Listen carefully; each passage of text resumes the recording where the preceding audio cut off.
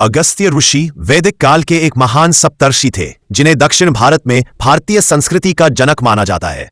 उनकी कहानी कई पौराणिक कथाओं से भरी हुई है जो उनके दिव्य जन्म, असाधारण शक्तियों और लोक कल्याणकारी कार्यों का वर्णन करती हैं। जन्म और प्रारंभिक जीवन पौराणिक कथाओं के अनुसार महर्षि अगस्त्य का जन्म एक घड़े से हुआ था। एक बार जब मित्र और वरुण नामक देवता अप्सरा उर्वशी को देखकर मोहित हो गए तो उनका वीर एक घड़े कुंभ में गिर गया, जिससे अगस्त्य मुनि और ऋषि वशिष्ठ का जन्म हुआ। इसी कारण उन्हें कुंभ संभव भी कहा जाता है। मुख्य कथाएं और चमत्कार। समुद्रपान की कथा। एक बार कालकेय नामक शक्तिशाली दानवों ने ऋषियों और देवताओं को परेशान करना शुरू कर दिया। वो दिन में समुद्र में छिप जाते और रात में हमला करते। देवताओं की प्रार्थना पर अगस्त्य ऋषि ने अपने तपोबल से एक ही आचमन में पूरे समुद्र का पानी पी लिया, जिससे दानवों का छिपने का स्थान समाप्त हो गया और देवताओं ने उनका संहार किया। विंध्याचल पर्वत को रोकना।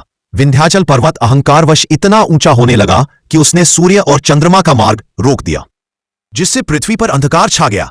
देवताओं के अनुरोध पर अगस्त्य मुनि दक्षिण की यात्रा पर निकले। रास्ते में विंध्याचल ने उन्हें प्रणाम किया। अगस्त्य ने पर्वत से कहा कि जब तक वे वापस ना आए वह झुका रहे। इस प्रकार उन्होंने पर्वत के विकास को रोक दिया और मार्ग प्रशस्त किया।